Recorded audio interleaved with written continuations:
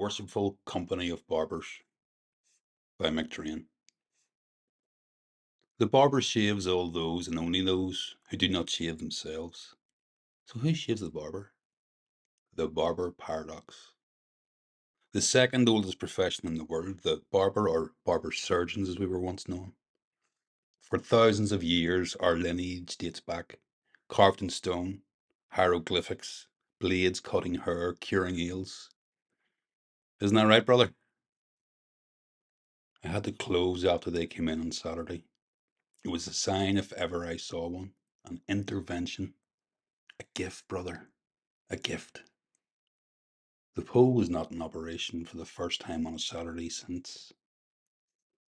The pole. The barber pole. Our beacon. Our calling card. From the days of bloodletting when we were the surgeons, we let blood, pulled teeth, stitched and sewed. On every ceiling, a barber surgeon aboard, going to foreign lands, bringing back their culture and traditions to the shop. From the inked men and their tattoo skills to making up potions and tonic, our craft is timeless. The chair. A barber's chair is a sanctuary, a confessional. What happens in the chair stays in the chair, and it does. Memory. The chair remembers all, but it knows how to hold its tongue. It knows its place, its purpose, its meaning. I'm trying to find meaning, brother. That's what Saturday was about. Why they came in here. I'd lost my way.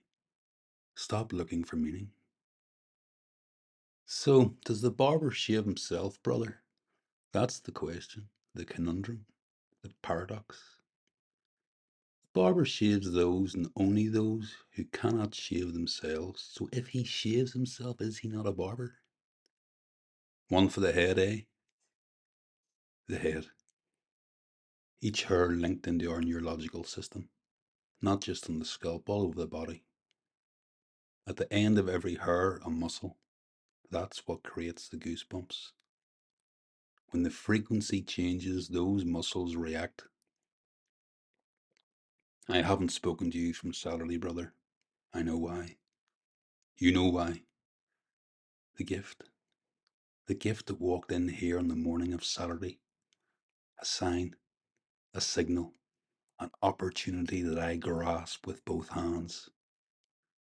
The father and son. The bell on the door rang. I could feel the room change, the energy. I recognized them in an instant. How could I not? For it had been all over the news, radio, TV, the papers.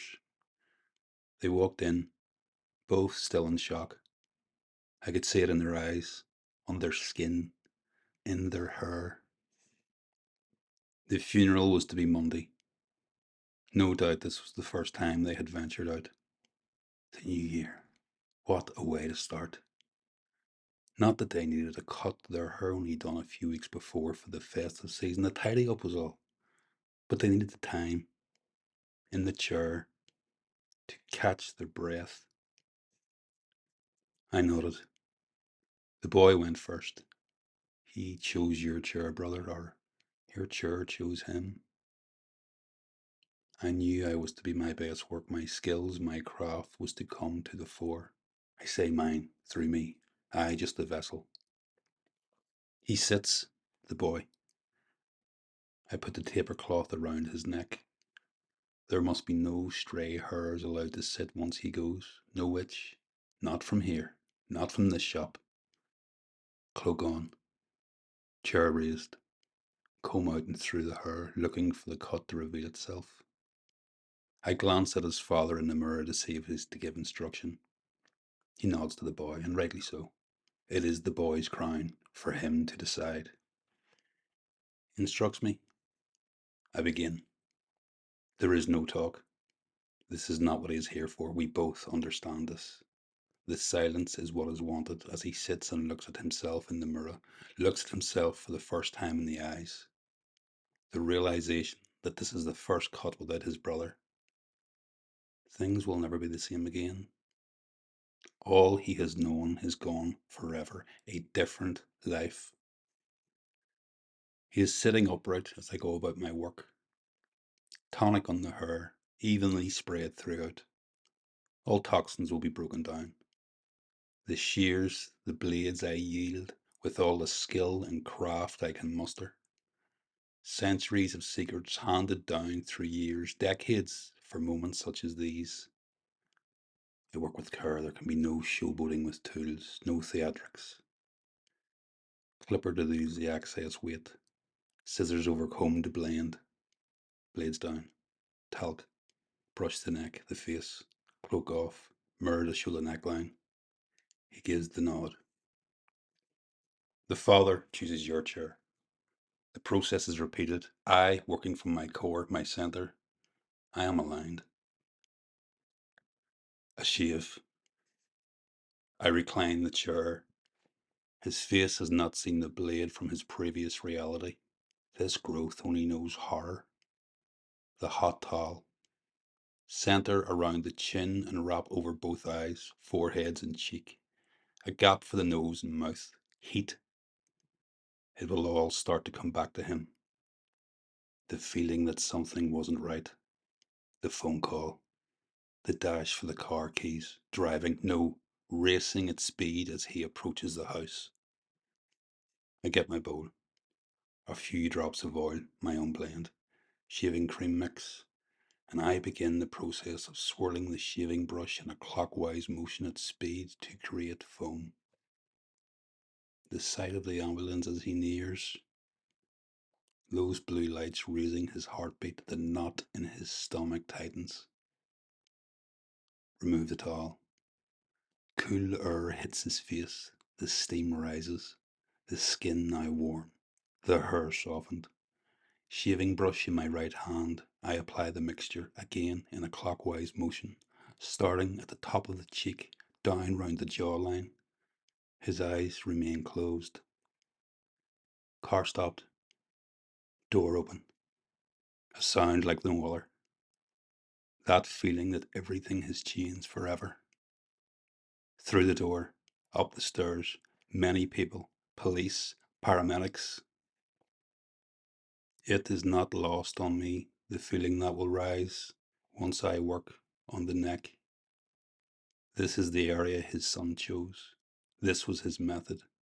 The noose he created to stop the air, to stop the thoughts of this conscious world so he could move on to the next. The lather is complete. Combined noises collide into a single tone, a ringing in his ear, in his mind. All else falls away. His system cannot compute this information. Overload. I see the goosebumps on his neck, the hairs rise. This has been his state for 3 days and 2 nights. His body in shock. His frequency forever changed. On a different level, forevermore. His reality looking through new eyes as if for the first time ever seeing. His baby boy, the youngest of his clan, his cub is gone by his own hand, just like you, brother. Blade, straight razor, cutthroat. The operation begins. I, the surgeon, unlike those who remain in the company, I do not use anesthetic. I begin. Finger and thumb to stretch the skin as the blade cuts through every hair, with the grain, always with the grain. Every hair in his body rises. Goosebumps, his neurological system in overload, electric pulses to the body, to the brain and back again. No answers, no conclusion. Avalanche of decisions to be made. Priest to give the last rites. The body must be moved to the coroner. Did he view the body in the room? I work on the neck, inch by inch, removing every hair drenched in fear. That home now void of the energy, the spirit, the will of the boy, forever leaving a vacuum. Balm applied gently over the neck.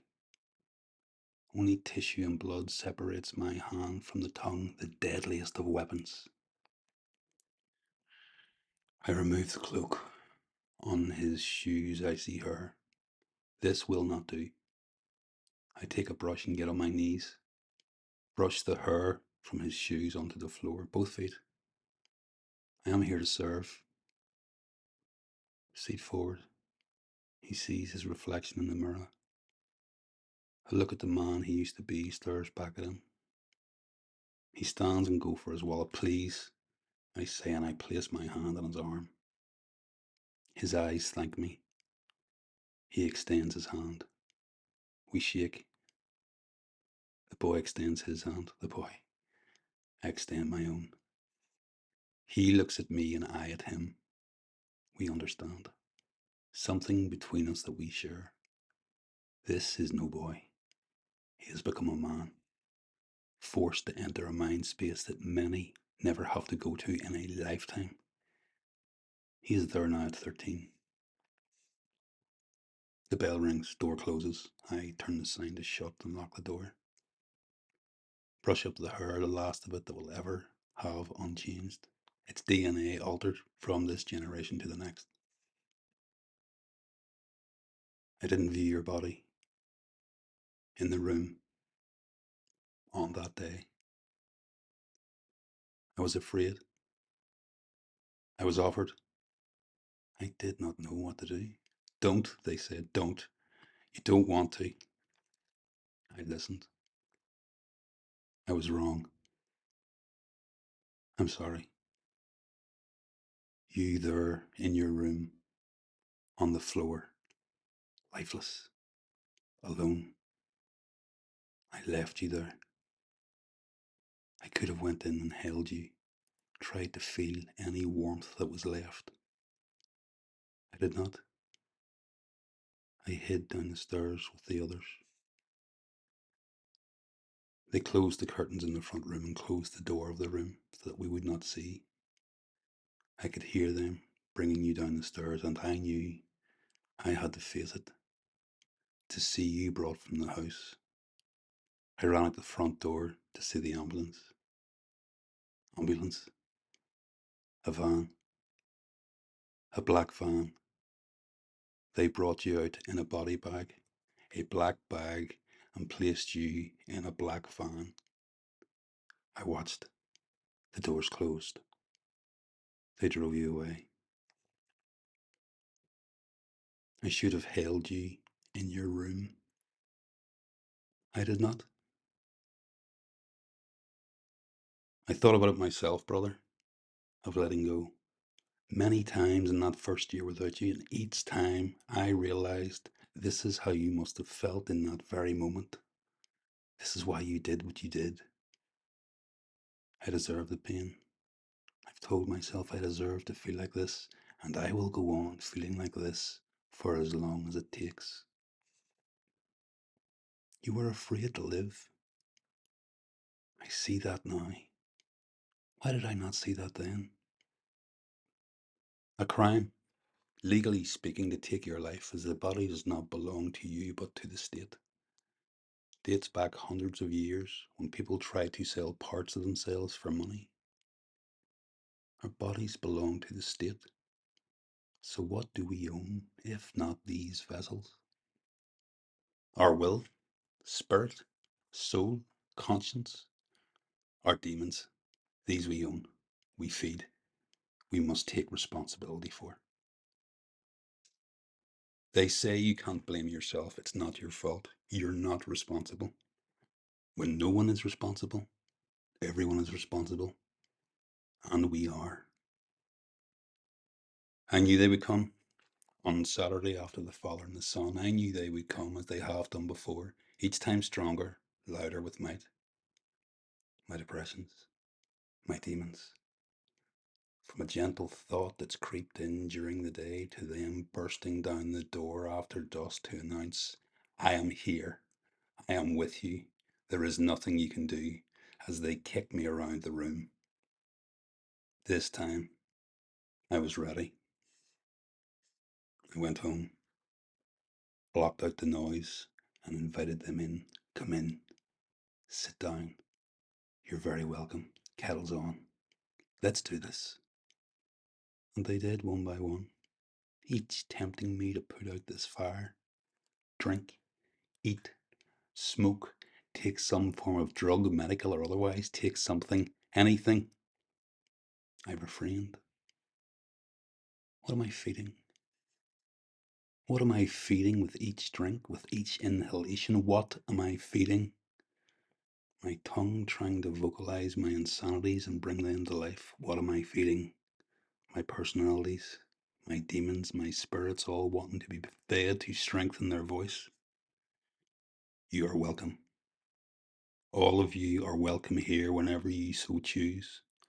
But I will not feed you. Howl as you will for as long as you want. You're all welcome here, but I will not feed these fears. The noose. Is that why you chose it? The traditional method, placed around the throat to crush it, to crush the tongue, to stop the inhalation and exhalation of your demons. These spirits that plant the seeds of fear, that project our horrors onto others, that need drowning out with drink, smoke, toxins, that crave sugar and salt to fatten themselves and say that it is not us, it is them, that steer us away from looking in the mirror and accepting it is the reflection that needs the work. It must change, must accept and embrace the responsibilities of its own. Our core is one. It has many names: will, spirit, soul, universe, consciousness, God, love, our potential. These vessels, brother, consumed by fear, crave us to neglect what it tells us to be true. I invited them in, told them in no uncertain terms that they are welcome. I will not feed you. I will hold you. Scream as you will, I will hold you and learn from you. I will not leave you alone in the room. It doesn't matter who shaves the barber. The answer to all questions is the universe. I see that now, brother. Again, what questions to ask? To move on to the next level, our consciousness must both extract, expand, and contract. Expand the questions we ask, contract and block out the noise. Your chair, empty. I had not used it until Saturday when they chose it. Their boy's chair, forever empty at the table. What questions will they ask of it? I'm not ready. I'm not ready to move on. I have much to learn. My journey has just begun. I must serve, from my core, all those who sit in the chair. Hear their spirits as I look at their constructed self in the mirror. It is not for me to judge. Just listen. The two of us, brother.